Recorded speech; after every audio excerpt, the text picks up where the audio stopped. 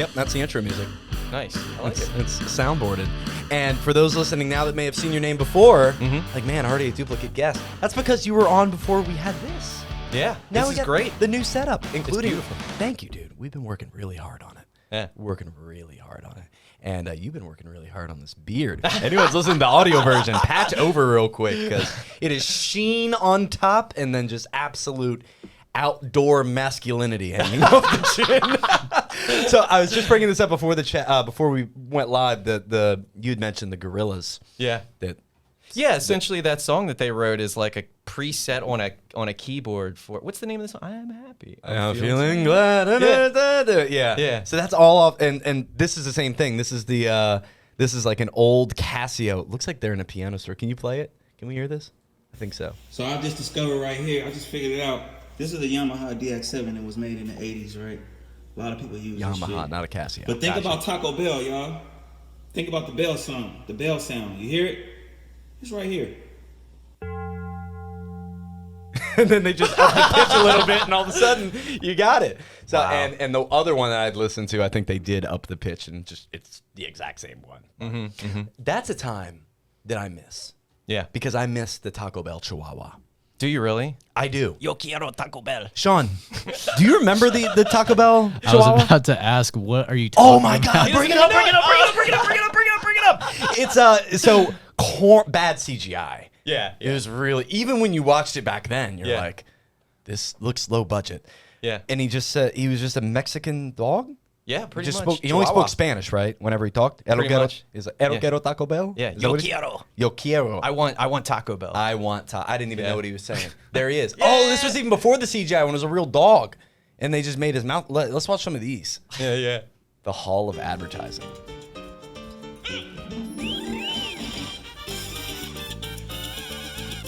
Just a chihuahua running through the streets of Looking for his just love. looking for his love. Yeah. Guys playing games. Oh, is that the other? Yeah, it's the girl. What does this have to do with Taco Bell? Oh, he passed up the girl chihuahua. Nah. Going for the hard shell. Yo quiero Taco Bell. What? I love it. Oh, wait, keep going. Where was the bell? Where was the bell? I didn't hear it. Bong. Bong. Can we go back and play another one? I swear there was a version of it that was like early 2000s where it started getting in the really, really bad CGI and not just them getting the dog's mouth to move. Maybe I imagined that and it was a fever dream. You ever what do they call those, like the Mandela effect? You ever You know what I mean? Like do you know any of them? So there's one like the Berenstain Bears. Can you play that one? The Yo Quiero Taco Bell one you were just on? We can go deep on that. This is the Taco Bell. I remember this commercial. Yeah. Maybe I don't. They had a long theme around this dog trying to get to the other dog. Oh yeah, they ran with this one for a while.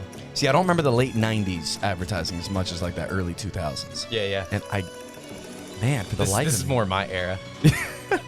Oh, It's the same exact voice. Like, wait. Is this the first Mexican pizza ad that we're seeing? 99 cents. Different times. A Mexican pizza was 99 cents. How much is a Mexican pizza now? I don't even know. All right. What Mandela effect kills you the most? And before I ask you, Sean, what Mandela effect gets you the most? Fruit of the Loom. What's the fruit of the loom? The cornucopia. The cornucopia. Oh right. It doesn't exist. Right? Yeah. No. The one that gets me is the I guess it was, what is it? Shazam versus. I swear there was a movie with Sinbad. Sinbad and Shazam. Yeah, and I guess apparently it was Shaq, right? Shaq. So I remember that movie, and I absolutely remember it being Shaq. I Really? may just be on the wrong side of Yeah. it. Yeah, I may just be on the wrong side of it. And I do feel like that happens a lot in the Mandela effect. Some people are thinking the Mandela effect is more the group effect. Like 99 other people think something happened a certain way, and that makes your memories think, oh, wait, maybe it did happen that way. Right. And I think a little bit of that happens. So I don't see the Sinbad one. The Fruit of the Loom one, Yeah. I'm on board. Yeah. There was a cornucopia. There had to have been a cornucopia. Yeah, that's how I remember it. That's how I remember it. It's just like, I think there's a Mandela effect happening right now. I remember like a corny animated Taco Bell Chihuahua. Yeah. I have to figure that out. The Well, other go one's ahead. a location of the Statue of Liberty. Yeah. Like being located on Ellis or off Ellis Island Yeah. instead of where it's at now? I don't know about that. That's an interesting one. Sean, can we look up some of these? Yeah. What are we looking at here? So this is the one that says they don't exist. This is the one that they say is how it's always been. Oh, yeah, right. The one on the right doesn't even look like It doesn't resonate the at all. Fruit of the Loom logo. No. They actually put this on their official website just to clear it up. Oh, my God. But it's like complete bullcrap. Wait, No way this happened. that's a lie. Do you think? So here's what I think. I think Fruit of the Loom is doing this for marketing. I really think they're doing it for marketing. Just pulling one over and on the I whole- think they've the whole pulled anything they had and then released this shitty timeline to gaslight everybody Wow. and get people to continue having conversations like this. Because we're not having conversations around Hanes. Nope. Now, I'm not saying I want to go buy Fruit of the Loom stuff, but Yeah. You know what's a good ad around that I don't see why we still don't see it today, but shipping your pants. You don't remember that? Yeah, I shipped my pants. I thought that would have saved Kmart. Like, oh, I shipped my pants today. You can ship Can your we bring pants up? too. Can we bring up that ad, Sean? Have you seen that one? Have you seen that one? No. I don't know why that's not used today. You know? Yeah. Well, And no you more can't Kmart. do as many things up. Somebody getting wow, that was quick. Without somebody getting offended. Yeah. Well, sure. Somebody Yeah. Ship my pants. Right here? Right now. Ship my pants, you're kidding. You can ship your pants right here. And for those You on hear the that? audio I can version, ship my pants for free. Wow, I just may ship my you're pants. saying ship ship your pants. as Bill, in you can deliver. ship your pants too. I can't wait to ship my pants, Dad. I just shipped my pants, and it's very convenient. Very convenient. I just shipped my drawers. I just shipped my nightie. I just shipped my bed. If you can't find what you're looking for in store, we'll find it at Kmart.com right now and ship it to you for free. That's a great ad. That's a great ad. It gets Ship your my attention. pants. It's a little Right bit here. controversial, but it's not. I say everything offends people. That shouldn't offend anybody. Right. Who does it offend? Right. Maybe they should. Why did Kmart go out of business? Target too much for him? I guess I don't know. You know, like, they just got caught up in that e-commerce sweep. You know, and the big thing I think that affects that really is just-in-time systems and distribution and things like that. You know, I think that the Amazon snuck in under everybody and built out a great distribution system that just Well, yeah, and annihilated them. around the world, you got places like Alibaba, and and of course Amazon's a worldwide company, but forced places like Walmart, Target to become online companies Yeah. and really have to go in on that because otherwise Amazon was coming for everybody, Yeah. and they did. A lot of department stores. I mean, malls. Do you see a recovery there for malls? No, and you know what I've been thinking about for a while, Malls, commercial space. sure. Just overall, and actually, so this morning I'm president of my local Rotary Club in Smyrna, and we had Dr. Claire Wong come in from Delaware Mental Health Services, and she talked to us about the third room or the location where you have your home, you have your work life, and everybody's had like their Cheers bar, the place they go to where everybody knows their name, and after this huge transition into all the e-commerce that we do and all the online stuff, and then COVID wiping out a lot of the norms that we had and the social cues and the way that we were set up. A lot of people are really suffering mentally now, and so it's just I find it interesting with all this empty space, and you go in the mall at 6 o'clock in the night, and they're like, we're closing in an hour or two, and the place is kind of empty, and it's kind of like a chicken egg situation. And it'll be interesting to see like what's done with all of this space. One thing that has occurred to me that I looked into that I thought was kind of interesting is these augmented reality VR experiences that people are creating in spaces that could be used. Where you go into, like, could you imagine like an escape room, but the escape room is all through augmented reality where you put on a VR. I saw a Reddit on this. I thought it was kind of neat, but somebody actually mathematically figured out how to create an augmentation so they can create a digital representation of a room. But like when you have the goggles on, when you touch the table with the goggles on, you're actually proportionate to where the table is really in the room. Like everything is actually Actually there. Yeah, So yeah. you're not running in the stuff. So now imagine you pop on a VR headset and they create like maybe like an escape room, where it's digitized within the commercial space. So I don't know, but that's just something a crazy topic I was thinking about. But I really wonder where commercial space is going to go and how it's going to be used, because a lot of the traditional businesses that host those spaces, it's not there anymore. You know? Yeah. Well, with commercial space right now, do you feel like the need for it? I mean, the need for it can't just go away because there's so much of it and so many people that want to sell stuff and run companies. Yeah. But you're right. The digital world shifted that. What do you think the shift is then? What do you think commercial space turns into? Or do you think just buildings start dilapidating? That's a real concern for me. I'm like really wondering about that. You know, it's really interesting because you see over time, you think that things are separate, and then somehow they kind of find a way that they're dancing around with each other, like kind of like science and spirituality and things like that. And it's like one of the things that we're talking about is kind of like a qualitative aspect. It's like human connection. We were talking about that last time. Viktor Frankl, Man's Search for Meaning. Two things that are important or critical to a human being is growth and human connection, being able to connect with other people. And it's like, okay, so now we can order all of our toys and make money online, but what's missing? And it's like, how do we quantify a qualitative aspect of the qualitative aspect of human connection, right? Like the marketplace has dictated that we don't need commercial space, but people need each other. So how does that all come together in a capitalist society, you know, that's driven by profit, and how we work together to figure out a way? Because at the end of the day, there's an unspoken thing going on about a human yearning for connection, and we've got all this empty space, right? But you know what, I think, you know, kind of like what we talked about before, like this is where it gets fun, because this is where people start to get clever. This is where people start to do things differently, and it's not the same. So I really don't know what the commercial space will yield, but I'm kind of excited to see what it could yield. And I err back on the side, too, of positivity. I don't think everything will dilapidate. I just think that people are going to have to do what humans do best, which is ingenuity and thinking of new things to do. Humans are the best at that. We make stuff. We invent things. We bring stuff to life, and we find answers through issues. If you look at it like a map of like timeline, I should say, of like the major issues in our country, a lot of times the biggest pushes in the industrial age, the tech age, you look through all these different times where, you know, in the 20s, the 60s, the 90s, the 2008, these different instances of economic dismay or big issues amongst the entire country. And then in the following 5 to 10 to 20 years, you just see this giant slew of momentum and pushing forward and testing new things and going to the moon. And are we on tap for another one of those? Do you think there's another revival on the cusp or another big push in something new?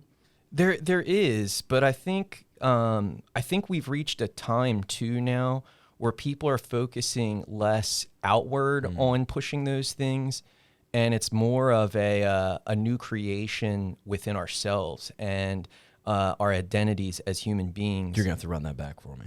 So, like, I think that over time, our perspective of ourselves, I think we're getting ready to have another big leap in us as individuals and our purpose in life and why we're here. It seems to me like for a long time, we built a lot of toys and a lot of people have been playing with them and they're forgetting why.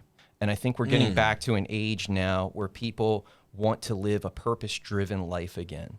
And that just going through the motions and punching in your ticket and going to work, like, why do you go to work?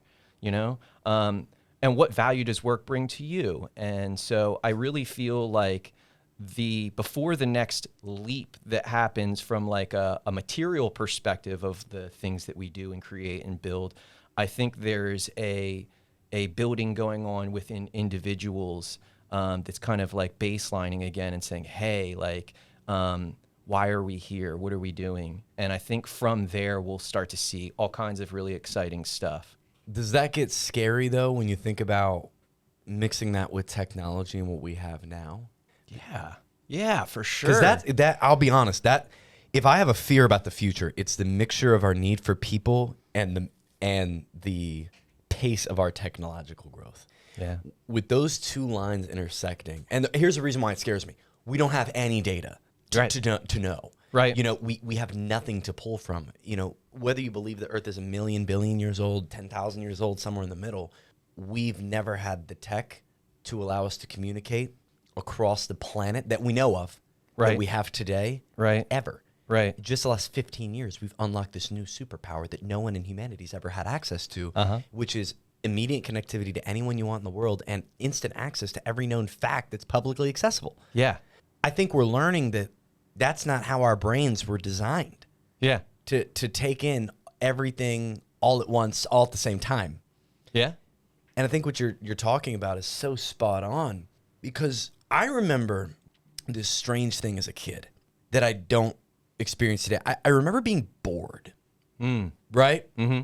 I remember having nothing to do, like being in the living room, no TV, a couple toys, but no instant gratification access. Right. Right. I need to go in the backyard and dig in the sandbox and make a castle if I want to get gratification. I need to go play a game with my boys down the road, hit them up, like make a ride with my bike, see where they're at. Like today we have so much immediate access to unlimited amounts of dopamine and serotonin at any given moment. Yeah. And you're asking, like we go back to the mental health. Yeah. You're asking a 21-year-old kid, undeveloped still, or at least not fully developed, to at night decide between, do I go to bed and get 8 hours of rest so I'm healthy Right. and ready for the next day? Or that big dopamine hit. Or right? do I look at this little 6-inch piece of glass that has access to any form of entertainment I could ever ask for, ever? Yeah.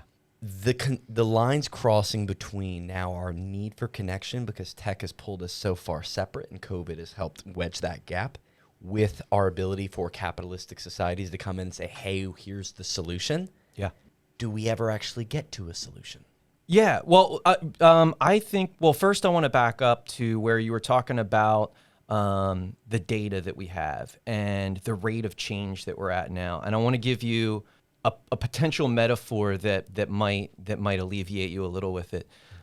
With technology, and the concern that you're talking about for that particular piece is the rate, right? Like the speed of growth that we're having. And your point to data would be like, how do we course correct and make sure we're on the right path of growth for humanity at this rate of speed? Well, the one thing I would offer up to you is, in the course of humanity, the area where the biggest rate of growth is when you're a newborn all the way up through. And as a baby with that rate of growth, that's the time when you have the least amount of data to be able to grow, right? Like when you're 30, you've got like a whole archive that you can go through of data to In your own brain. crunch and run an algorithm in your own brain to make the decision on what you're going to do in the future. And yet small babies and children accelerate and grow just fine. And so I think that if you were to look at like all of humanity in that, like maybe we're reaching this like baby phase again, where we have this like super growth.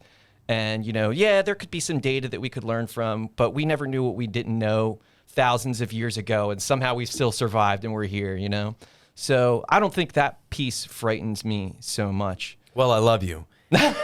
But I don't give a damn what happens 1,000 years from now, to be personal. I mean, I want the Earth to be alive and I want it to be a great, thriving society. But personally, there's no reason to think America's around in 1,000 years. Well, so to that point, though, and I think that this is something else that kind of adds into this element about discovering purpose in life again, too. It's this idea, and I think that this is where it gets lost on us of like, we build all these toys and why do we play with them now, is why do we do anything if we're going to die? And I forget who said the quote, but understanding life is about planting the tree that you'll never get the shade under, right? And I think that if there's any type of thing that we can all agree with, it's like universally, like love is this like profound thing that we all want to do and obtain within this world. And I think that through serving others and knowing that like one of the biggest things I think that I know I think about it on a regular basis with death is my regrets, and I think that the hack to that is coming to that understanding of finding joy and planting the tree that you'll never get shade under, and I feel like, a lot of people now are starting to realize like, hey, I've been walking dead. I'm going to wake up with a lot of regrets. And somehow it just seems to be kind of like, I feel like encoded in us as human beings, that it's like, you've got to learn this whole thing about serving others, And I feel like it gets so bogged down with all the with all the material stuff that we create. But you let know? me play devil's advocate to that argument. Sure. This is a time, though, where, let's say we're back in the 20s, the 40s, the 60s even. Maybe not the 60s, but, you get to a point where you get to a certain age and you learn what your family does for work, and that's what you do for work. Right. Or your friend Billy, who's in the neighborhood, maybe he has a dad that does something or a mom that does something, and you get into that line of work, and that's what you do for work. Mm-hmm. Today, I think there's just so many different trees you can decide to plant that we've as we're in the sapling process, the seedling process, we're like, oh man, that tree's so much cooler. Oh, that tree. The pain of choice, I think, is it kills me.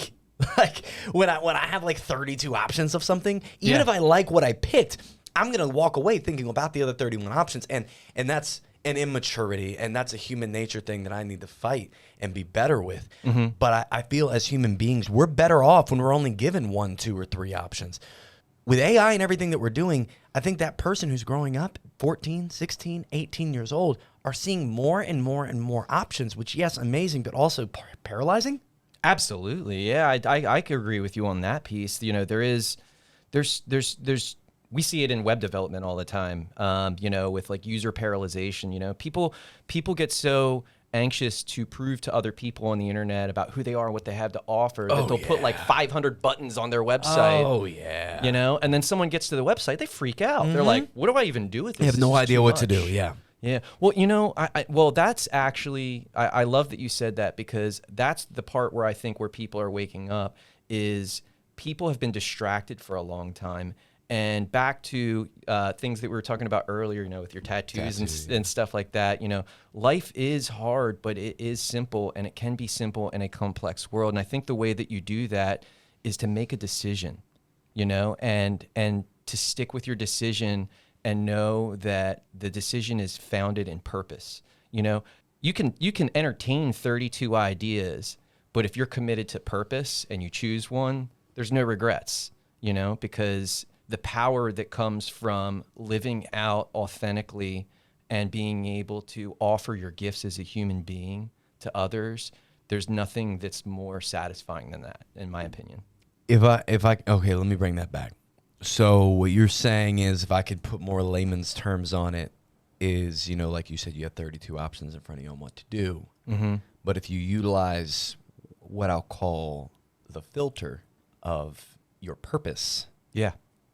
one, probably alleviates a lot of those options. Yeah. Probably narrows the field of what really is the next best choice. Definitely. And then even if it's 3, 4, you're in a better position to make that decision without any regret, because you've made it against what your life's purpose, your life's goal is. Is that correct? It is. And if I could add to that too, I feel Please. like a piece to that is, if you lack the clarity and you whittled it down from 30 to 4, then you probably haven't done enough due diligence on yourself to be committed to knowing what you provide that is the most impactful. Okay, so you're saying, So if you really know, we need to get from 4 to 1.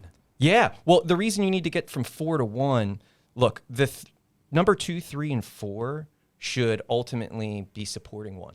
Is where you really should be hanging your hat. And the fact is that the number one priority that you have, you will know hands down and be confirmed on what your purpose is, or what you want to provide to people and your goals, if you really, really, really know who you are. See, if you kind of know who you are, like you're good at writing, you're good at sales, right?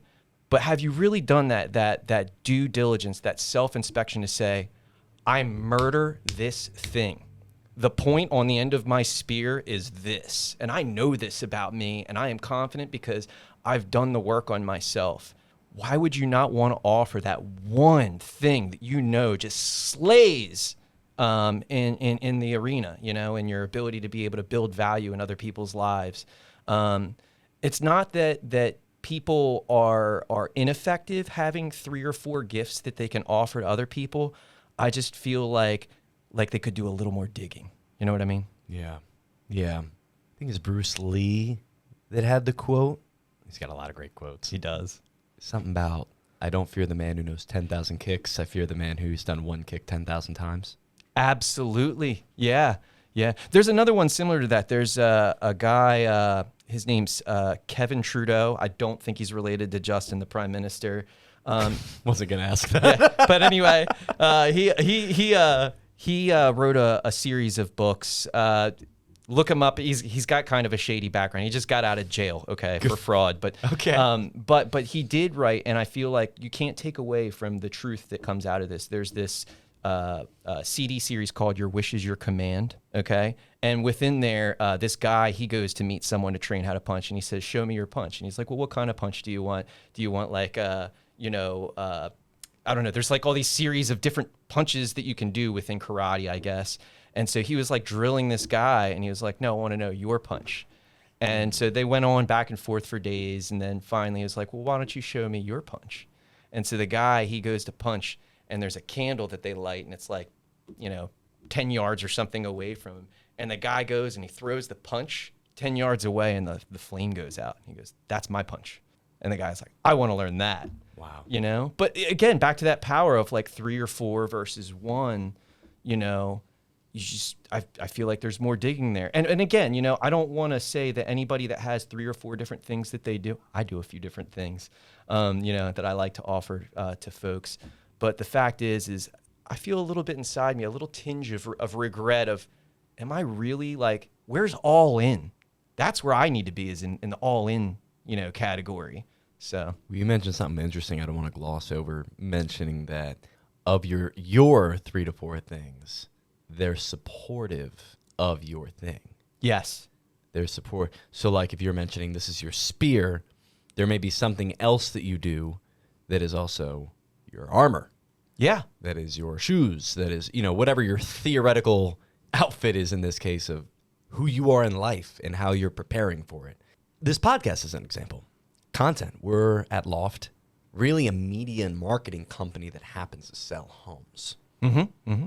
And those two things support one another. Right. One without the other, neither one's as good. Yeah.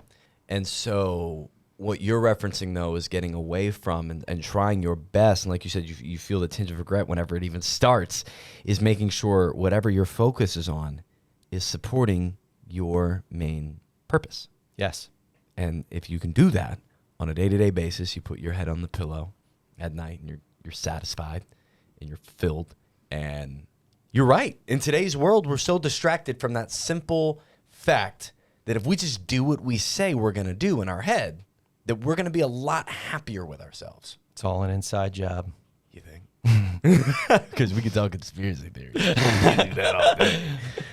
What's your favorite conspiracy theory? I hate even calling it conspiracy. Until they're true. It's just what's happening. Yeah. What's the craziest thing that's happening that you think? Yeah. Oh, gosh. Look, I mean, you're asking somebody who goes pretty deep on this stuff myself. I want to go back one more thing, but you already touched on that, Sure. that needs to get more conversation around, and then we'll get into the fun stuff. But you mentioned the mental health aspect around what's going on today. Yeah. I believe a lot of options is a piece of that. Yes. Because you pick one, and then you're thinking about the other 29, Yep. and you're getting that regret. Yeah. And also, we're in a day and age where you can see your friend posting the 2-second clip of his life that was his peak moment from that week. Yeah. And you're like, that's his life. I want to get to that level. And you don't see the rest of the 7 days that were shit. Yeah. That were whatever. And we're living this life that's based off of everything else we're seeing, whether on a conscious or I believe at this point, mainly a subconscious level of comparison and contrasting to other things we're seeing on social media. And I know in real estate especially, we're in a tough market for realtors.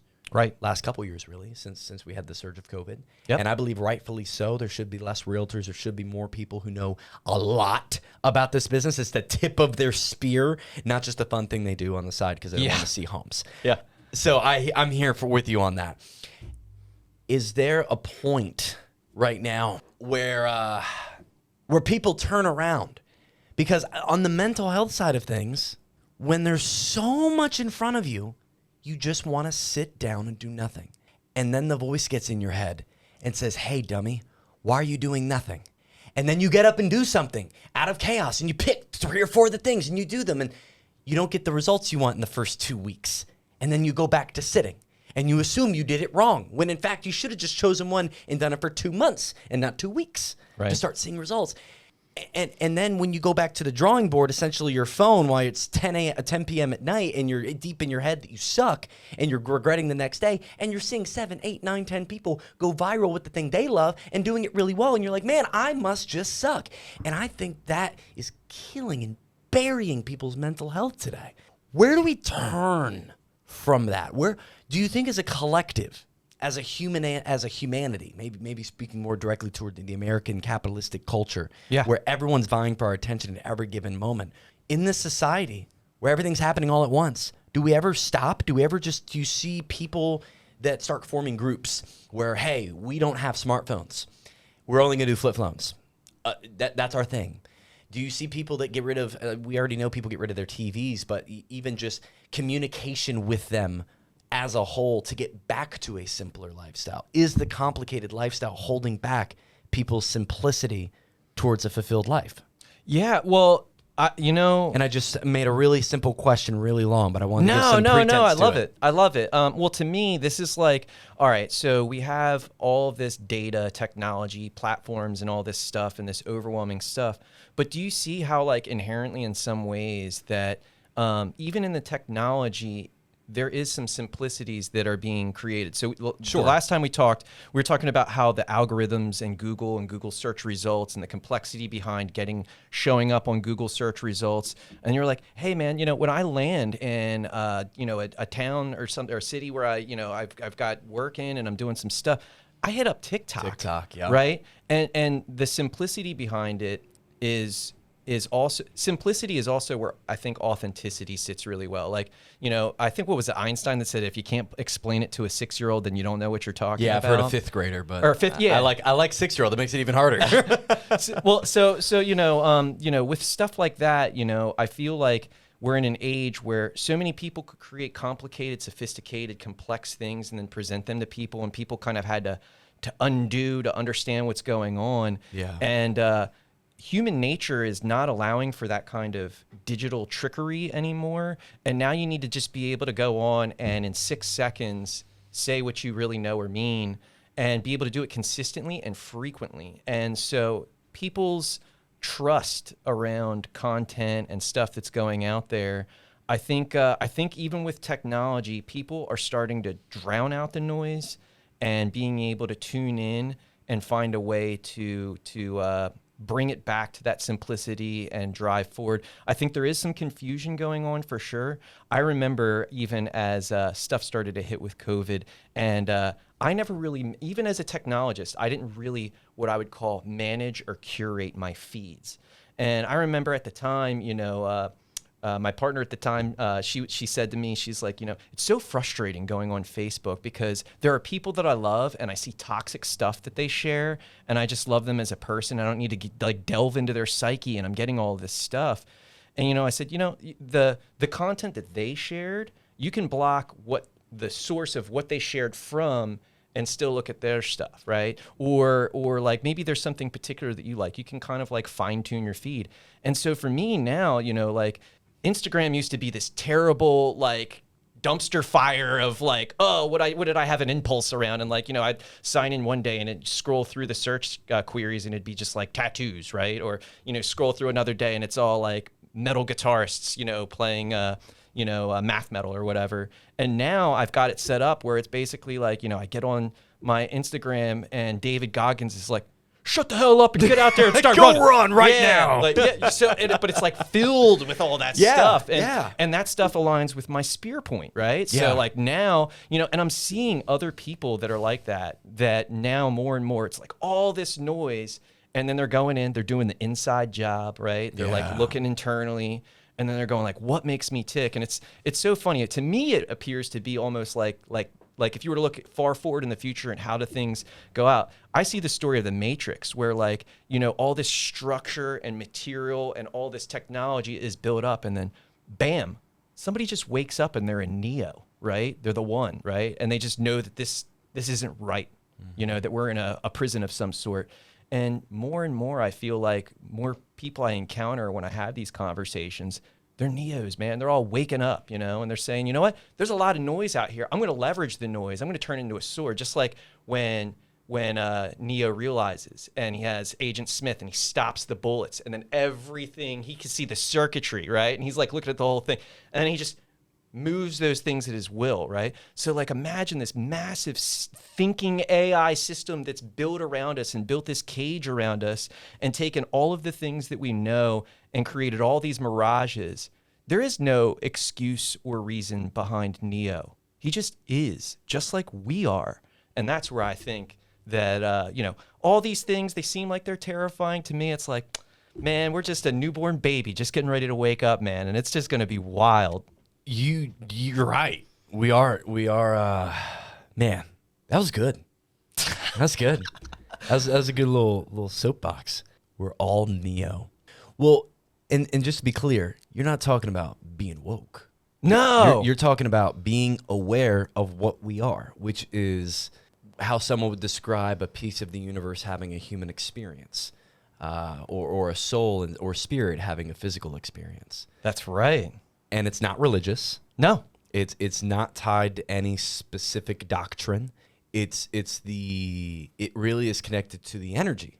Yeah. That is real. Yeah. That runs through, that we have mapped of how it runs through our bodies, and we see how things like sounds and who and what we surround ourselves with, how it affects us, and how it literally changes the construct of our cells and body. And you mentioned people like David Goggins, and I love like Andrew Hubermans and Joe Rogans, and people who also put high-level critical thinkers around them.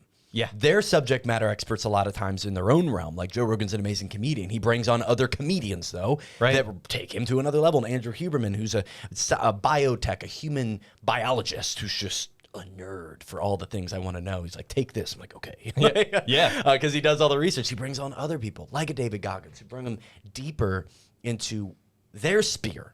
And in turn, he's helping other people sharpen all their own. And that's the beauty. Let's flip the coin. That's the beauty of what's going on right now. Yeah. Because in a time before mass communication, unlimited amounts of information, all at your fingertips, you knew what you knew.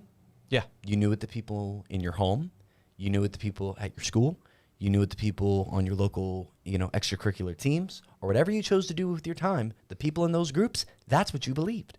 Because that's what your universe was. That's what you surrounded yourself with, and that is your reality, what you know. And with what's going on now, the beauty of this mass communication and availability is a lot of truth is being brought up. Yeah. Well, and to tie this back to, you touched on conspiracy theories. One of the biggest conspiracy theories that I think that exists all the way back to the dawn of time is this power struggle with individual ego and the human collective, in that, look, since ancient Egypt all the way through like the Temple of Karnak, folks have been saying, know thyself, right? Shakespeare said, know thyself. Sir Francis Bacon said, know thyself. This phrase has continually come up in every pocket of the world over and over, just as the flower of life. There's these universal truths that we find in symbology that have been communicated for a very long time. And I think that this can be even found, I'll call them avatars, but people like Jesus Christ, or Lao Tse, or some of these other guys, they figured out this dual nature of being, I guess what the Dalai Lama calls like wisely selfish. And it's this idea of knowing yourself to the deepest level, and the deepest truths are found within yourself. I guess the Egyptians, they phrased it a little bit different. Know thyself and you shall know the gods. But the idea is that if you dig within yourself and find out the most about yourself, that's all that you really need. And the people who rise to power over time that realize that become and stay and sustain that power. And they realize that everybody has the ability to become an individual, abundant Jesus Christ, or a Buddha, or a Lao Tse, or a Confucius. And so I think that robs them of the ability to expand on their own power. And so if people don't know who they are and what their purpose is, then they can't dream other people's dreams, right? Mm-hmm. So the idea is why share that information? Why let people know that they have the ability to reach deeply into their own psyche and determine why they're here and what they're going to do, and move forward with that. And that will be the most powerful tool that they will have for the rest of their lives independent of any relationship that they have with anybody from an institution or a family or a partner or in any way. Like once you realize that your biggest betrayer and the biggest person you can rely on is yourself and your own self-talk and all of that, who do you need? And then it becomes more about becoming, and then it becomes about what do I become and who do I give it to, you know? And I think more often than not, the biggest conspiracy theory is covering that up and people being employed to dream other people's dreams. Just dropping gems today, aren't you? Stop. I like that last line. It's how I live, man. Well, the building other people's dream side of things is such a direct connection to the capitalistic society we've created. That's slowly verged into it used to be a value for work thing, and now it's just kind of become like the dollar is what we know. The dollar is for now what we trust, and we're told we need to work 40 hours a week for it. And I think there's a lot of people also waking up to they don't want to do that for their life because they're realizing that last point that you just said. Well, there's two pieces to it though. Let me add this too. Look, Jeff Bezos wanted to build a big, massive dick rocket. Okay, there are other people that want to too. Okay, and so it's okay if that's Jeff's dream and he wants to do that, and there are other people that go, yeah, I want to do that too. Then that's fine and align on that dream. But I don't think that's communicated enough that people realize that they have a choice. And the problem is people have been raked over on learning that they need to find their true purpose first. And so then they just sign up, right? And they're like working someone else's dream. And then they're like, wait, I never even found out who I was. Or what they enjoyed. Or you could enjoy doing this, like content, but yet you're an accountant. And there's no problem with being aligning with someone's dream. 100%, but you should at least be aligning with what you enjoy. Yeah. And are you conscious of what it is? Yeah. Are you getting satisfaction from what you're doing, or are you just doing what you said? Yeah. Yeah. But where's the line for that? Because a lot of people were raised to think, I'll put it this way. I was raised in a church that thought meditation was some form of Satanism. Me too. Yeah. And for a long time, I believed meditation, breath work, really everything that I do now, outside of cold plunging and fasting, was kind of demonized in terms of mental health. Yeah. Counseling even was something that was demonized. It's like, hey, you need to go to God with that. You and I, two peas in a pod, buddy. So that drove me away from all things spiritual, because this isn't aligning with anything I internally know to be true. Yeah. As I'm getting a little bit of immature self-discovery, and just that little knocking of like, hey, you were raised with these people in this household, with this group of people who all believe this, and so now you believe this. Hey, like you said, just the awakening of, is this what I believe? Is this one of my internal truths? And when I do the humongous circle all the way back to the other side, of which journey I feel I'm still very much on.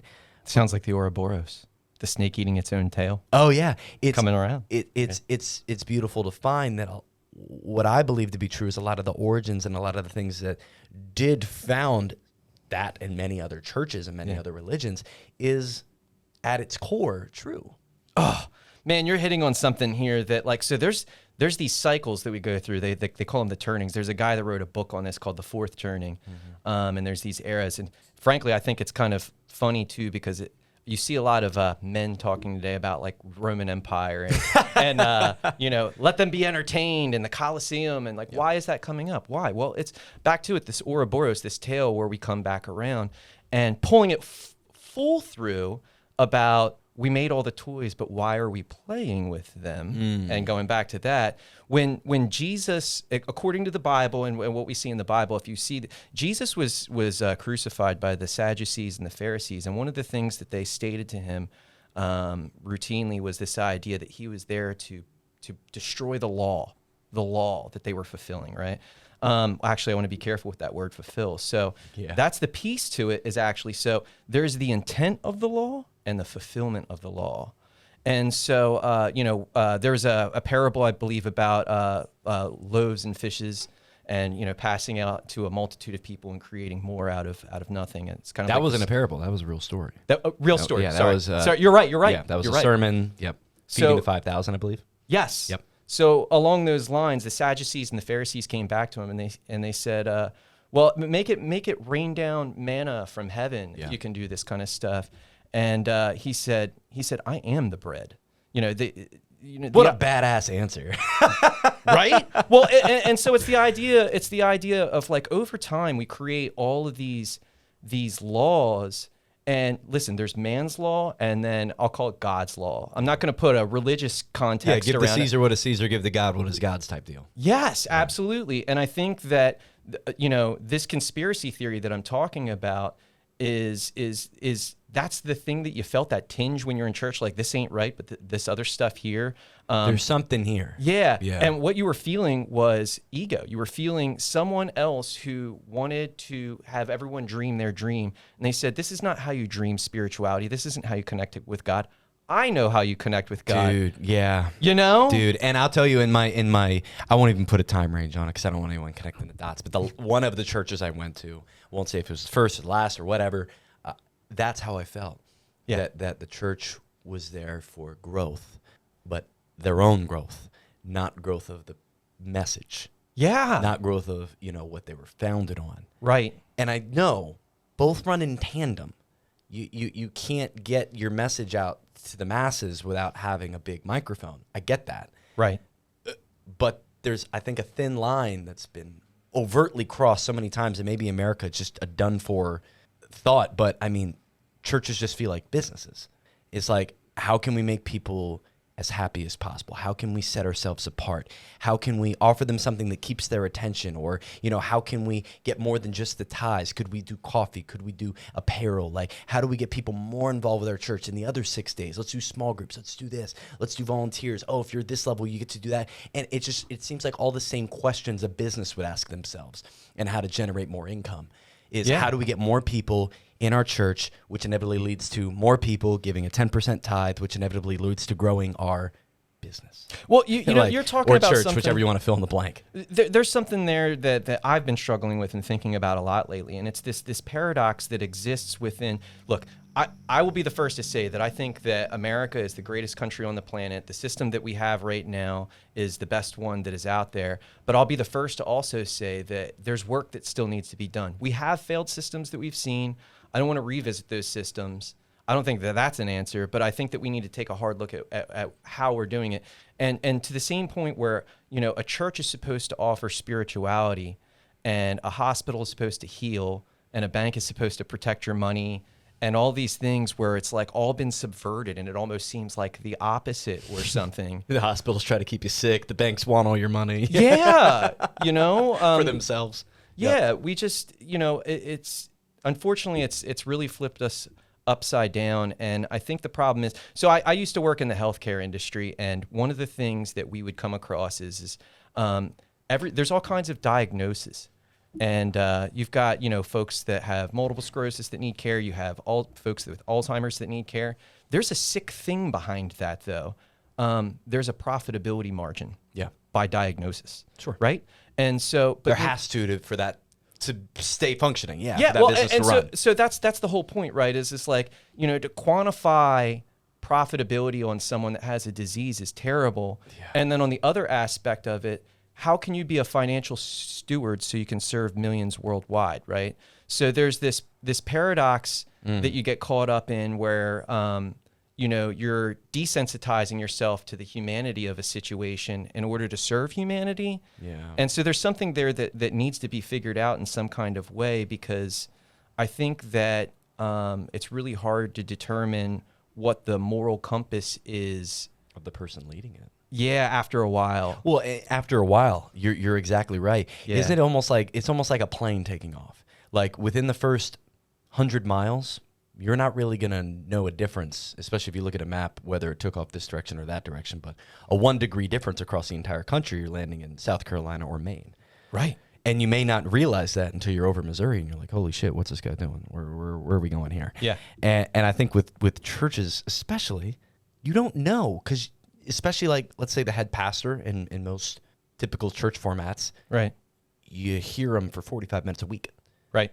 That I don't know about you, but that's not enough for me to give really any type of my life to somebody, especially a lot would argue the most important part, your spirituality, Yeah. and have them lead that. So, again, back to the spirituality side of things. I think it is a snail, the snake eating its own head and finding out, it all kind of is maybe based around the same stuff, but the capitalistic ego, pride, humans falling in whatever way you want to describe it, tainted this church, which in the Bible is described as the gathering of like-minded people, not a physical building. Yeah. And that's described a couple different times. Oh, yeah. So and that Christ and what he is the Christ consciousness. Yes, and that's described. And there's a lot of Jesus wasn't the first Christ, There are lots of folks that have had the Christ consciousness, and Jesus actually became the Christ.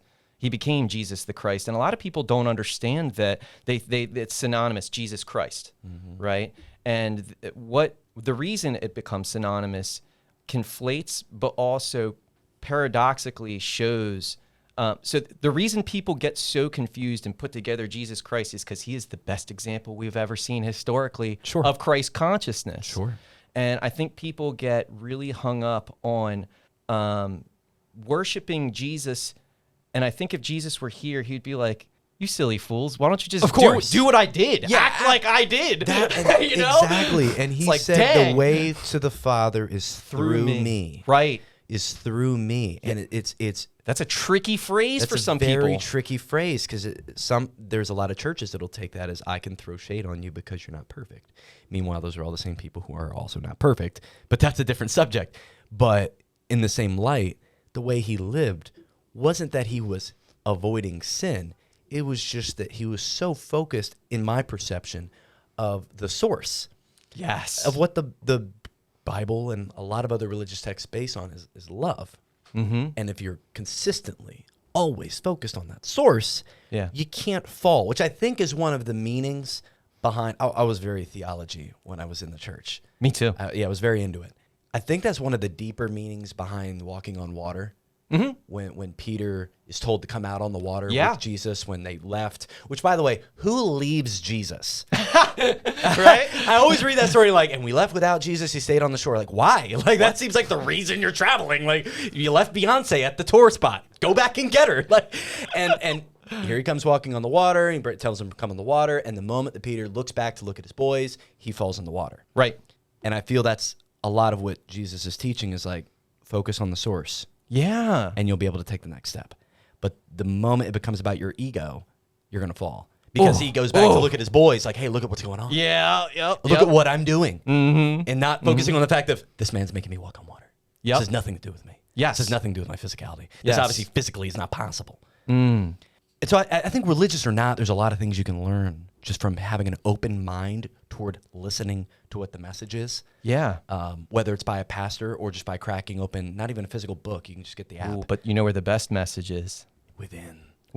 But a lot of that is within stuff because everything that's that's being within written, stuff that's been written outside. Absolutely, because Daniel's sitting in a cave, David is in a cave being hunted by some madman, and meanwhile he's writing songs, and he's this is all internal. Yeah, it's a lot of the people who were writing these books were being chased down to be martyred, and a lot of these people were being persecuted and in war and.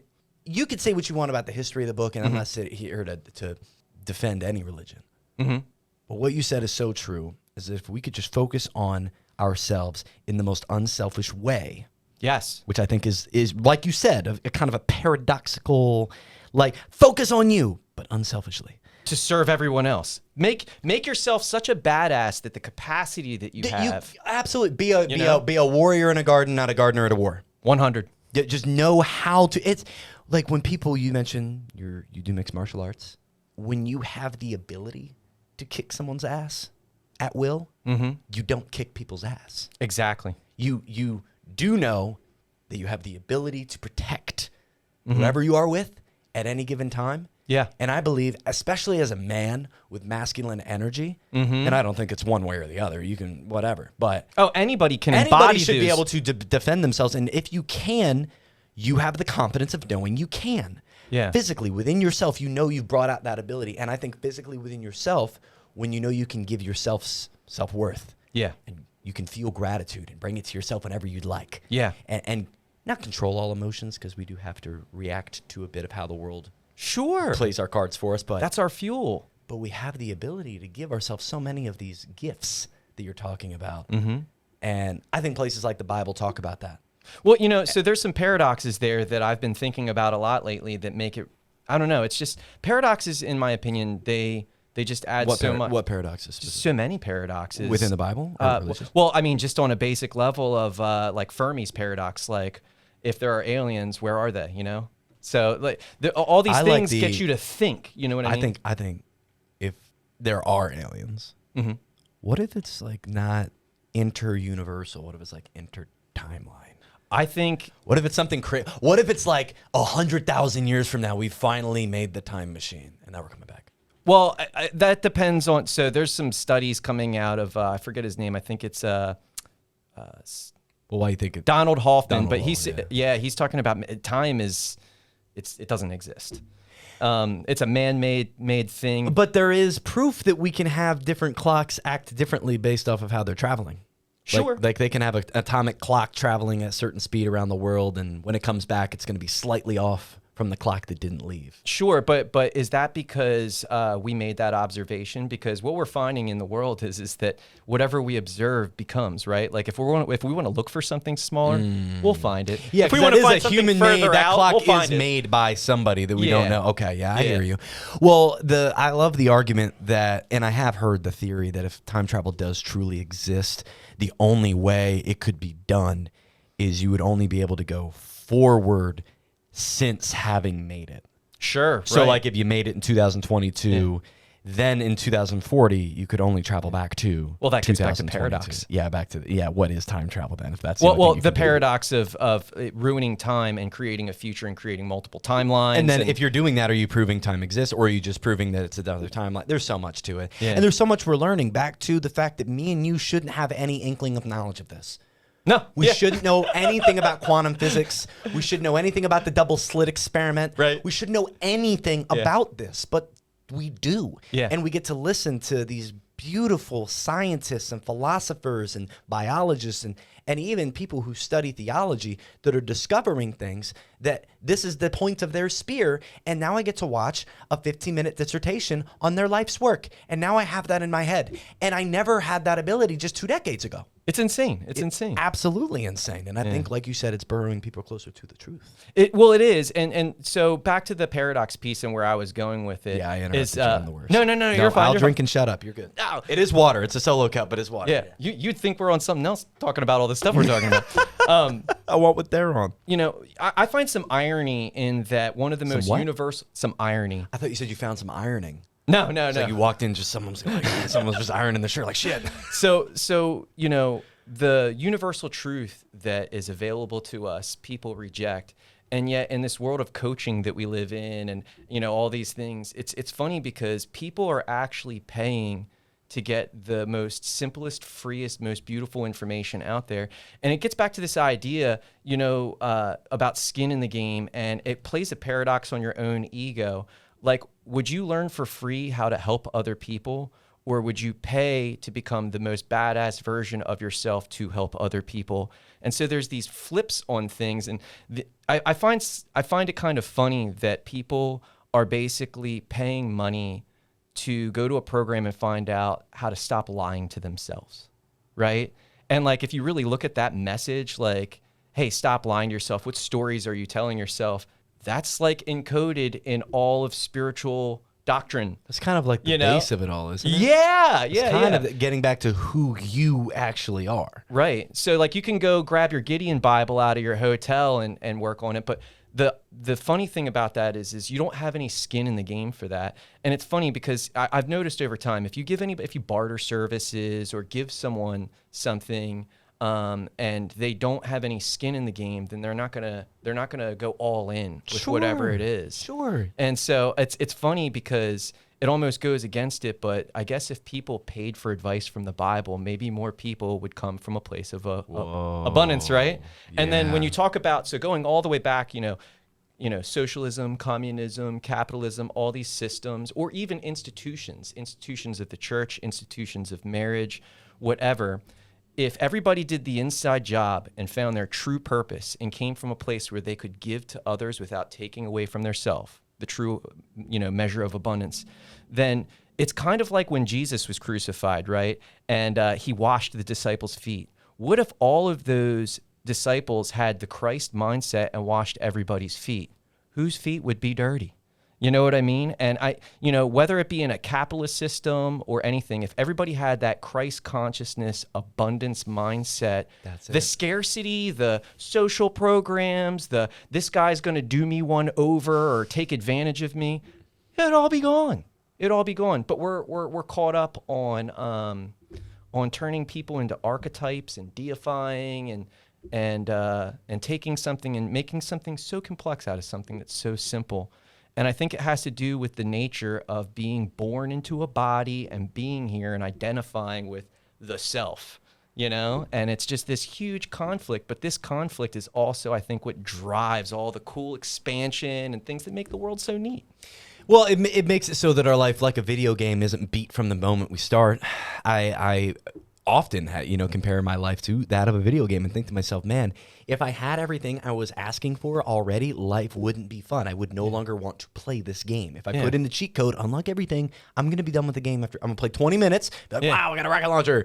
And I'm like, all right, let me go back to the real one and I'll earn the rocket launcher. And I think you're right. The kid who works their way to buy their first $4,000 car versus the kid that gets gifted their first $14,000 car treats that car very differently. Well, I think this comes from this idea that people focus on God being this thing that's good and it can only be good. And I think that's actually kind of small-minded. Like, why can't God be everything? And then if God is everything, then that kind of, allows room for things to be good that hurt you and things that are good for you that actually turn out to be bad. And when you create, it's like the idea, like a lot of people, I think they pray for courage, like all of a sudden they're going to be zapped with courage. No, God doesn't just give you courage. He gives you the situation. He gives you the test. He gives you the opportunity to be courageous. Yes, sir. What is the one other phrase too? Many are called, but few are chosen. It's this idea, or many are chosen, or whatever the reverse of it is. You have to answer to that, right? Like, you have to step up to that. Yeah. And I think as we continue to build all these toys and people forget why we play with them, it's for that adversity. It's for creating entertainment. It is to grow and expand. And I don't think you can know your highest height without your lowest low. Yeah. And when you say yourself, you're born into this body, going back to what you just said, you're born into this body, you're living life. To my knowledge, it's the first time I've lived this life. Right. Yeah, to my knowledge. Who knows? We don't have any data. None. And, for the first at least 12 years of my life, it's everybody that's around me. So like you said, you got to get to the point where you reach a certain level of maturity where you, quote unquote, wake up to the reality of you've been living the life of what everyone else has programmed you to live up until that moment. And the moment you hit that spot, that is like the spiritual moment where you can now begin to unravel all the weeds and pull back all the stuff and get back. I think there's it's the book called the Untethered Soul. Yes. Singer. And I think that's the quote where he talks about, and I go back to it a lot, is what is the goal of life is to find the purpose of your unmarked soul. So before anything started putting anything on it, before any belief was put on you, before any thought, what were you? Why were you here? I think that's a beautiful, infinite, lifelong journey that's really fulfilling because it's an infinite game. You're never going to get to that moment because that's what I believe is what they would call enlightenment, is when you're all the way there, when you've answered all the questions. When you've reached the Christ consciousness, to say. And you're right that it does rely on the bottom of maybe something so simple, but our brains are so complex in keeping us in what we know. Sometimes it can be really hard to go after what maybe we now know to possibly be true because we're so hell-bent on, at least biologically, hanging on to what we've already known. Oh, absolutely. Yeah. Yeah. That's, I think that's where people struggle with the most, is getting caught up in the past and in the future. I struggle with that all the time, man. I struggle with that all the time. I think the biggest difference now, though, than maybe 3 years ago, is I'm more conscious of my mistakes. Mm-hmm. I'm more aware of them. Mm-hmm. And I'm willing to call myself out and get called out more. Stop lying to yourself. Dude, exactly. because you stop lying to yourself and you start to understand that everyone else's opinion about you, though you don't need to focus on it to drive your own emotions, they're the ones that are getting the perception of you that you think you're giving off, and they're knowing the reality of it. So if someone brings something to your attention, it should be an opportunity for you to improve. Yeah. Or at least have that moment where you internally ask that question of yourself. And I don't think enough people ask enough questions of themselves. No. Like you mentioned prayer. Yeah. It's meditation. Well, It's I manifestation. digress. It's- Well, to me, so I actually was digging into that a little bit recently. Of what? A prayer and meditation and the difference. It's very similar. Well, they are, but if you think about it, they're actually dual, just like a lot of things in life. Okay. Prayer is external. That is calling out to God. That is making your declaration to God. Meditating is receiving. That's the download. See, but I believe that's a part of prayer too. I believe there's not enough people in churches that are taught that. Well, let's call it 'cause what you prayer, said- 'cause and there's what you said. inbound and outbound. Yeah, but Then. a lot of people are taught that prayer is 100% outbound, Right. and it is not. No. And what you had mentioned earlier is like your callings. Many are called, but few will listen. Yeah. I think it's because a lot of times we're so distracted we don't hear the call. Yeah. Well, I think that's an evolution of, and again, this comes to duality too. I think lying, external lying, and fever pitch in the world. You know, you said earlier, everybody's projecting on the internet. And again, to me, it's like a razor edge. Are they projecting to serve others and say, look at what you could be? Yeah, I'm so passionate about the solution we have. I need you to know about it. Or I want you to think I'm this. And where that is embedded psychologically is the storytelling. It starts as omissions, right? So it starts inside, not revealing. Lying by omission. Yeah, inside yourself, right? So, but who's the easiest person to lie before you lie to somebody else? Who would you practice on? You. Yeah. Yeah. And so what we're having a world that is in this treacherous place of self-denial, self-inspection, not asking the questions, disassociating within their own selves, that it becomes so easy to just project a bunch of nonsense out there. And, you know, for everybody out there, like there are a lot of people I think that feel sick and don't know why, but they know something's not right. And I think that has to do with this. And it gets back to that Neo piece. I think a lot of people are saying, you know what, I just don't feel right, and I don't feel alive, and I don't feel awake. And then they're like, you know, seeking within, and then they're starting to look out. And, you know, to me, it's like pulling a veil away. I think a lot of people are they were fooled a lot earlier on the internet when somebody go rent a Ferrari. Could I add another sick layer to that? Yeah, yeah. Do you think that when those, like you said, people are feeling less and less alive and, you know, what do I go and do? Do you think it's making it even worse that at a higher click than ever, and probably more so tomorrow, you're able to go online and see everyone else presumably succeeding? Right. And you're presumably not. Yeah. Well, I think that it is forcing the hand. I think it's forcing this whole thing we're talking about with what could be so exciting about the future. Well, the stakes have never been so high. We've never had so many distractions. We've never had so many things that have led us from our own internal universal truth. Can we make it back from there? And if we can, and in my eyes, if there is someone watching this whole thing up in the, you know, wherever, would you want the story to be exciting, right? Well, there's two aspects to it. To make the story exciting, right, you got to fall off cliffs and climb mountains, right? But then also the person that's falling off the cliffs and climbing up the mountains, don't you want to kind of see them like cringe a little and then accept it and then be happy too and then go through this whole wave of all of those things, you know? Well, it's like Slumdog Millionaire. Yeah. Everything he had to go through led him to the answers that got him what he wanted. I feel the whole movie was a big parable of go through the shit, get the answers you need to get to where you need to go. Be careful if you say you want to be a Super Saiyan or whatever. Oh my God. Because the stories you'll have to tell of the amount of shit dude. you're going to go through. It's scary. Yeah. It's Sometimes I don't envy some of these folks that I see that are like, you know, doing all these really amazing things. And they have no shame in sharing the story because of where they are now. But just the trials that We some mentioned people Goggins. go through. I mean, oh my gosh. That's like, he's the crown jewel of that, of just like, you look at him and you're like, man, I still got to fill with laundry. Like, what's going on? Like, this guy's got it figured out. Yeah. And it's simple. I do what I say I'm going to do. Yeah. And I think the formula is you start by getting through the lies, getting past your own bullshit, getting to who you actually are, good, bad, or indifferent. Yep. And then working on it and being real about it and going through the shit, walking through the mud to get to a better version of yourself. And so many people aren't willing to do that. First, look in the mirror, and then Yeah. secondly, doing something about it. Everyone wants somebody else to find the solution so they can buy it. Yeah. And nobody wants to, like you said, sit down, settle down, and take the fact that they're fat. Take the fact that they haven't hit the goal that they've hit. Take the fact that they're in the 4th bad relationship they've been in. Like, take whatever fact that's bad about their life. Yeah. It's their fault in a lot of ways. Yeah. In so many ways. I mean, and yes, there's outliers. But man, when I look back at my life and then my timeline, there's so much that if you asked me a long time ago, whose fault was this? I would have said someone else. And Right. And now it's very clear to see that, I was the common variable in all 18 of these issues that were similar. Mm-hmm. Maybe I should look at the one person who was involved in all 18 of them. Right. Or, hey, I'm having a certain issue with this type of person consistently for the last 7 years. Maybe they aren't all just crazy. Maybe there's something about me that makes me distasteful to them. Yeah.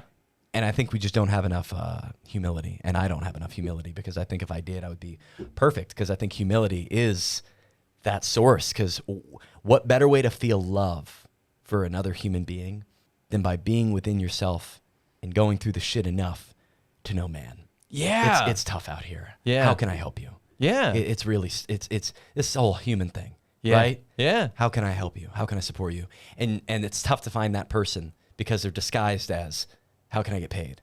Yeah, yeah, totally. And to me, I think again it gets back to simple, but it's biblical too. But you shall know them by their fruit. John. Yeah. Yeah. You have to. John was a hell of a writer. John was one of the only ones that was. Skip the birth got right into it. Yeah, yeah. I forget where it starts, but Well, John 1, you're in it. Well, so John was an interesting one out of the disciples too, because him and Jesus were one of only 2 that were in Essene. And if you look up the Essenes, there's a lot of information that really is not like something that people seek out on a routine basis. But the Essenes were a nomadic spiritual group of people in that land in that time. And some of their information and some of the stuff about the different Egyptian kingdoms and things like that, there's a big fascination around King Tut, and a lot of what King Tut, the fascination around him and being a child pharaoh and all this was actually his father, Akhenaten. And Akhenaten was one of the first to talk about the universality of God, the totality of God, and move away from all these other different what do you call it? So you got polytheism.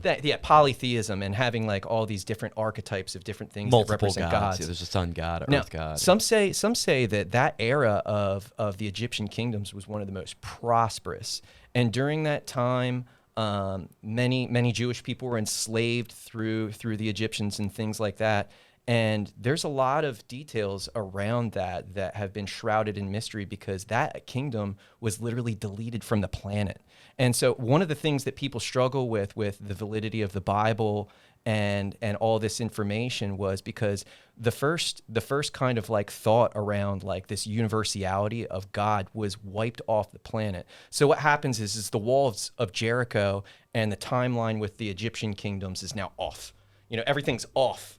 And so now, all the credibility goes out the window. And then what happens is what we don't know about what we don't know. And you have all these university, geologists and archaeologists that are looking this stuff up. There's this hubris that's built up, and there's kind of a foundation built. And then to rewind anything or to go back and say, oh, we didn't do it that way, you'd be slamming the legacy of 10 PhDs before you for all of this stuff. And so we live in this world of hubris where our ego allows us to be so unique and be able to create such a fun and entertaining world for us to play in. And it's like it destroys us too. It's like everything. It like births us and destroys us, right? Well, finding out the earth is older than we expected, even from a Christian perspective, who the most would say, hey, 9600 BC, 10,000 BC is kind of the timeline.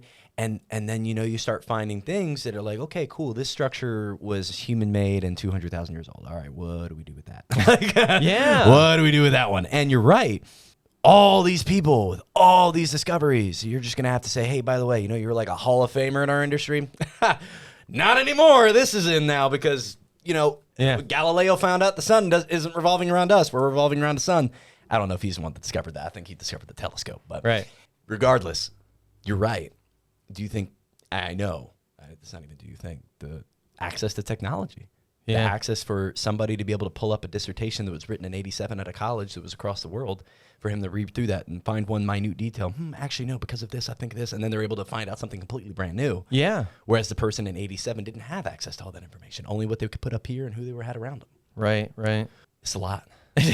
I feel like I want to just wrap it up. It's fine, yeah. That's good. Yeah. We could sit here, I feel, for hours, and I keep looking over at Sean because I want to make sure like none of the camera batteries are over. Yeah, I was gonna say like hour 15 or hour 17. Hour 17. I Jeez. think that's our longest one yet. Yeah. Yeah. We'll maybe get to Rogan. Me and you could have a Rogan level 2.5. Oh, 3 if hour. you, just so you know, all subjects, all things, horizontal, vertical, let's go, baby. And I speak for you, where I know Sean. Me and you talk about this stuff all the time. Yeah, I was about to say I You could listen to this for hours. You could jump into this conversation at any moment. Feel free, brother. Please. No, I was saying I've been enjoying just listening. It's been nice. It's been interesting. Can we hit a couple more things before we not? Is that okay, Sean? Just technologically speaking. Let me check. Okay, yeah, we'll make sure we're good. We're good. If and you can keep this off for a minute. Yeah, take your time. Yeah, no. What is the what's the call to action for someone listening to this? And as you kind of stated, maybe having to step back and be like, whoa, is this thing that I've been taught, this stuff that I've been told, these people I've been around, is it all not my purpose? Have I just been kind of blindly walking in the direction of what I thought was my purpose? And whether maybe it's not this podcast, maybe it's something in 5 years, maybe it's something 5 years ago, maybe it's something some guy says to somebody on a corner. Yeah. But what do you think is the call to action for someone listening to this that maybe wants to start that internal discovery? Oh, thank you for asking that. So, in the program I run with coaching, you get to run right in. yeah, is one of Well, the first, give me a free version. Give me a non-Joel and it is free. I'm giving you. I'm going to give it to you. My bad. I want both, but if you can Yeah, get you're both the getting same one, you're good. So one of the first things that is a part of the intake process with anyone that wants to grow is what I call the 7 whys. And basically, you need to ask yourself, like, Does anybody listening need to break out their notepad if they want to? No, this is so easy. It's such an easy and great exercise. So first off, there's 4 quadrants within your life that you have to look at: emotional, spiritual, physical, and financial. Okay, so we got a square. Yeah. One square is financial. Yeah. One square is physical, spiritual, And emotional. Emotional. Okay. Yeah. Got it. And so, in each of those areas, you want to do some inspection. So around your finance, all right, this is how I make my living. Why do I do this? And then there's going to be an answer. I do this because. Well, why do you do that? Do that 7 times. Yeah. And then you start to uncover some things and you start to realize why. And then, emotionally. So the emotional capacity is your relationships and the way that you conduct yourself with others and looking at that fuel that you get from that connection. Well, why do you emotionally connect with so-and-so? Why are they your partner? Why are they your friend? And then there's another why under that, And so if you can... Why does that mean something to you? Yeah. So if you can do that in each of the 4 areas, it's going to create some major clarity. I can't tell you how many people I've encountered that I bring up asking yourself why 7 times on a particular topic, and it's a foreign concept to everybody. They're like, well, Isn't that beautiful? Because you know what? I've learned more from somebody that I've learned a lot from, but not in the terms of like what's going on in the world too much, from my 5-year-old daughter in just the last 2 to 3 months, because she has started asking questions. She is curious. I've always encouraged her to be curious. I've always encouraged her to ask questions, but man, I can she's see where she asking- gets it from. She's yeah. And why is her favorite question? And it's a question that we don't ask a lot. So like we're talking about all this religious stuff and spiritual stuff, and everybody, and I was almost going to ask this earlier, is just like, there's a lot of people probably listening to this who thought one way that are throwing all of this out the moment they hear it because they've always been taught it one way. Yep. And we're not, I know I'm not, I know you're not, I know a lot of people aren't demonizing that. You can, at the end of the day, it is about love. It is about forgiveness. It is about human connection, but it's about fulfillment. And there's a lot of people who are going to be smacked in the face with thinking, oh my God, the thing I thought was my fulfillment may not be what I should be fulfilled by. It's actually an ego-based thing or someone else's ego and not what I was put on this earth to be. That can be jarring. And I think with that exercise specifically, I mean, just with my daughter, she'll say, hey, Dad, why is there grass? I'd be like, oh, because What do most parents do? Yeah. They cut it off after a while. There's like they start doing the 7 whys. Yeah, they start doing this, and before, yeah, exactly. And all of a sudden, I'm like, but I don't know why the cows are there for that. I have to do some research, actually. So you're right. You do those whys, and then you get down to, oh, well, why are you grateful for your spouse? And then maybe you struggle with that, or maybe you realize the things you're grateful for aren't being fulfilled much these days. Why do you believe in God? Let's play this right now. So on the spiritual side, why do I believe in God? Because I believe. Assuming you do. Sorry. I believe that I'll answer both questions. I believe that whenever there is a divine order to things, there is always a creator. I've never looked at a bottle and thought, man, the atoms smashing together sure made a nice bottle.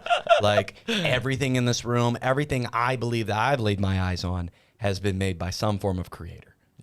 Yeah. Good. Why I believe that would be the next question. Yes.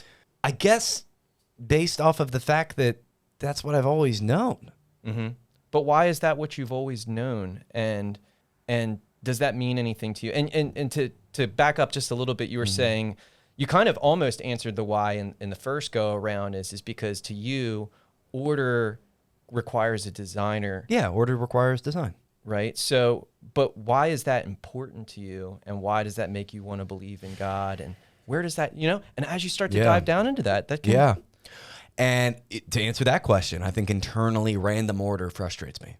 Okay. I think internally random order frustrates me when because I don't think it exists. I don't think it, I look at something as simple as setting up a landing page for a marketing campaign. And I look at all the complexities and I look at all the logistics and all the links and the things I got to think about. And what page are they on? What link are they seeing? What image are they seeing? What image are they seeing on the landing page? Well, what email are they getting 24 hours later? Like all these little things. Yeah.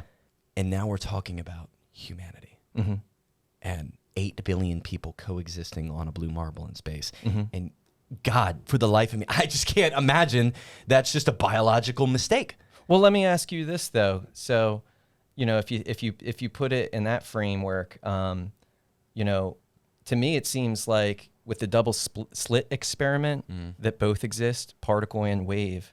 So, is it beyond us as human beings and more in an infinite capacity that actually the order and chaos can both simultaneously exist? Sure. But just beyond but I think it is beyond what we believe. It's something I spent a little bit of brain juice on the other day, the law of averages. I think that's a strong proof of us all being connected. Because if you have a jar of marbles, one person guesses, and then 300 people guess, and all of a sudden at the end of 300 average, you got the answer. Yeah, the law of averages, and you'll never be able to explain why. Right. But if I get a baseball player who on average in his career has hit 279, and next year we give him 1,000 at bats, he's going to come in around that 279, or there's going to be a reason why. Yeah. But you can't tell that from his first 5 swings. Right. And there's no way you can tell until there's scale, until there's mass amount. And so we can never see it from one at bat. And what I believe is all of us as humans are one at bat. So we can't see the whole macro of the structure. We can't see the whole design. Does order only exist in the past and the future and chaos in the present? That would mean that you're talking time exists. If we're going to play that, yeah. Well, if time is something that's actually, a physical being that can be touched and moved and tested and really actually existed, which many would believe no, that's fair. Yeah. Because a lot of times order, it could always be more in order. Type deal. It could always be better. Well, it's the same way when you talk about the law of averages. Every compounded data point added is an observation that creates form. Correct. Which happened in the past. Yeah. Which ultimately, so here's the crazier part of all those things happened in the past, but we knew, and the universe already knew based off its own law that we get enough people to do this, it's going to come to this answer. The answer was already known, but in some way, shape, or form, and then put through, so was that the past? Right? Yeah. So it gets weird. And that's why I like to think time doesn't exist. Yeah. That makes my brain happier. Yeah. That's why I think aliens are here right now. We just can't see them, on our spectrum, right?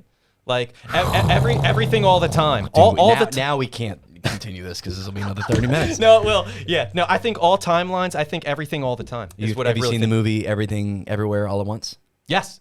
What do you think of that? That's pretty much what we're talking about, right?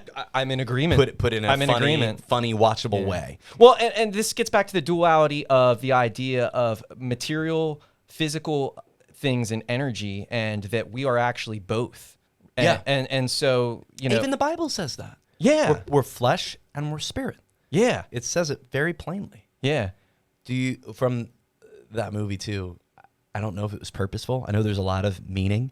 Do you think one of the meanings is, so whenever they, in this movie, wanted to access some other timeline, which had some skill set that they never acquired in their world, I loved the fact that they had to do something they'd never done before to access that skill. Yeah. Like, I don't know if that was purposeful to say that in order for you to do anything in life that's different, you got to do something you've never done. Well, that actually gets back to the mathematical expression of what I would call like the God number, Fibonacci, the golden ratio. It's this idea. The 369? So, not 369. Fibonacci. So Fibonacci is an Italian philosopher, and it was the idea that you took like if you took one rabbit and one rabbit, you get 2, and then if you add 2 and 1, you get 3. And then if you add 3 and 2, you get 5. There's this exponential growth. And when it's geometrically expressed, it's in a spiral that continues to turn a corner that's larger as it goes out. And it never connects. It never connects versus like an equidistant one. And so if you look at all things in nature and life, like your ear expands out within this mathematical formula. Your eyes do it. A heart, and in my idea, true love is offering in abundance, right? It's actually 2 Fibonacci spirals that meet together, right? And so to me, the idea of expressing that mathematical formula in everything is the universal truth. There is ever expanding opportunity to grow and know and experience and fulfill yourself emotionally, spiritually, and physically, and in your purpose that you're here. If you are not looking to turn the corner, then you are living in the past. And what we're all about is experience and growth and expansion. I feel like we have a contract with God. God can only be infinite as long as we continue to believe that there are infinite possibilities. And, the minute that we start to not believe in what I would call the Fibonacci lifestyle, your life starts to shut down, right? Once you start getting older, part of getting older is because you're done learning, you're done doing stuff. And you hear about statistics about people that, they die right after they retire and stuff like that. And you hear about people never working a day in their life. It's because they're obsessed with the new experience within whatever they are. And there's an energy in that. And I think that even expressing that within, a movie like that, through, that's expressing that math. You know what I mean? It's and you're gonna be our first third-time guest. We'll get you back in over spring. Appreciate you, dude. You're the man. You are too. Good having you as always. Now, only as good Thanks. as you.